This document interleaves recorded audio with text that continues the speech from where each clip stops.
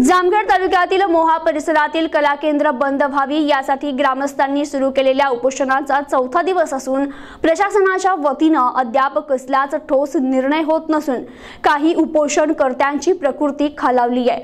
तरी देखील जोपर्यंत कला केंद्र बंद होत नाही तोपर्यंत उपोषण मागे घेणार नसल्याचा पवित्रा या उपोषणकर्त्यांनी घेतलाय।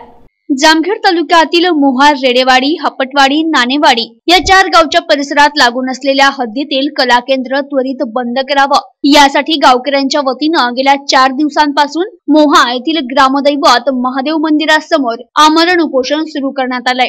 या उपोषणाला गावातील सर्व महिलांसह 25 फेब्रुवारी पासून 4ही गावातील शाळा, हायस्कूल, कॉलेज बंद करून विद्यार्थ्यांनी देखील पाठिंबा दर्शवत कला केंद्र बंद करण्याची मागणी केली आहे। गेल्या 2 दिवसांपासून शाळा, कॉलेज बंद आहे, तरी प्रशासनाने याबाबत सकारात्मक चर्चा करण्याचा प्रयत्न केला, पण त्याचा काहीच उपयोग झाला नसल्यानं उपोषण चौथ्या दिवशीही सुरू आहे। तर उपोषणकर्त्या नागरिकांमधील काही नागरिकांची प्रकृती खालावली आहे, तरी देखील त्यांनी औषध उपचार नाकारत आपलं उपोषण चालू ठेवणार असल्याचं सांगितलंय। तर पाहुयात या संदर्भात आमचे अहमदनगर जिल्हा ब्युरो चीफ नंदुसिंह परदेशी यांनी प्रत्यक्ष उपोषणस्थळी भेटून घेतलेला हा एक स्पेशल रिपोर्ट। गोष्टीसाठी आमरण उपोषणाचा निर्धार घेऊन या ठिकाणी आपल्या ग्रामदैवत शंभू महादेवाच्या मंदिरासमोर हे उपोषणाला बसले आहेत। उपोषणकर्त्यांचा हा उपोषणाचा चौथा दिवस असून सुद्धा प्रशासनाने कसलीच दखल घेतलेली नाही। कित्येक उपोषणकर्त्यांच्या प्रकृती खालवलेल्या आहेत।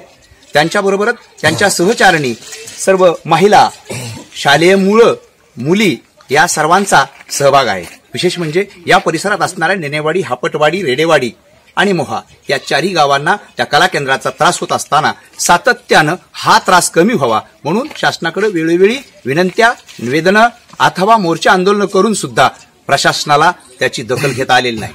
नाविलाजास्तव आजही हा चौथा दिवस असताना सुद्धा प्रशासन यांच्याकडे डोकून बघत नाही। उलट हे आंदोलन लवकरात लवकर कसं मोडलं जाईल याचा प्रयत्न केला जात आहे असाही काही या ठिकाणचे उपोषणकर्ते आरोप करत आहेत। आपल्यासोबत उपोषणकर्ते आहेत, आपण प्रत्यक्ष उपोषणकर्त्यांशी चर्चा करून जाणून घेऊ। आता चौथा दिवस आहे, तरीही प्रशासनाने आतापर्यंत काही एक दखल घेतलेली नाहीये। इथं बरेच जण अत्यवस्थ झालेले आहेत, त्यांची प्रकृती एकदम ढासळलेली आहे। तरी काही किरकोळ वगैरे सांगून आमचं समजूत घालण्याचा प्रयत्न केला, परंतु आम्ही बिलकुलही समजून घेणार नाहीत। जोपर्यंत कला केंद्रे पूर्ण बंद होत नाहीत तोपर्यंत आमचा हा आमरण उपोषण चालूच राहणार। अजून पण कुणी इथं आलं नाही, तहसीलदारांचा अजून पत्ता नाही। इथं आता 4 दिवस झाले, आम्हाला सुद्धा घरी लेडीज महिलांना काही खाऊ वाटाणा, आमचे पुरुष माणसं इथं बसले। कला केंद्र बंद झालंच पाहिजे, त्याशिवाय आम्ही कुणी इथून हलणार नाही, उठणार नाही। आम्हाला ह्यो न्याय मिळलाच पाहिजे आणि आम्ही तो मिळवल्याशिवाय मागं सारणार नाही। तुम्हाला नाही लक्ष द्यायचं। मी सकाळी बोलले साहेबांना, ती मीच आहे परत बोलणारी, आणि आमचे माणसं पार बेशुद्ध पडलेत।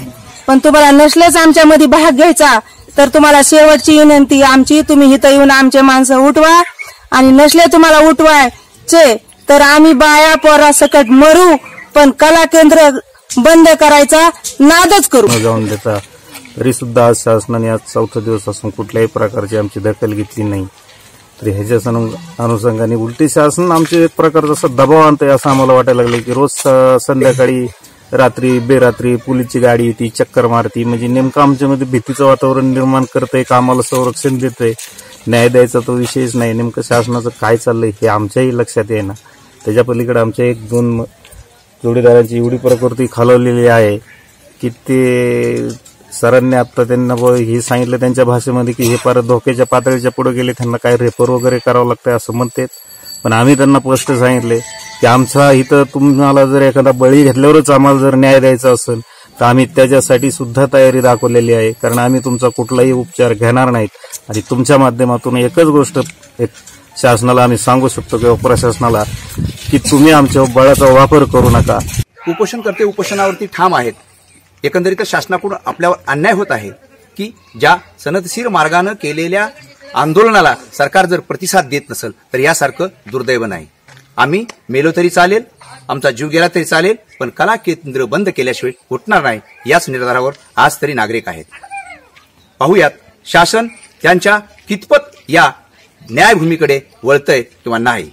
कॅमेरामन दत्तराज पवारसह प्रतिनिधी नंदू परदेशी, NTV न्यूज मराठी, जामखेड।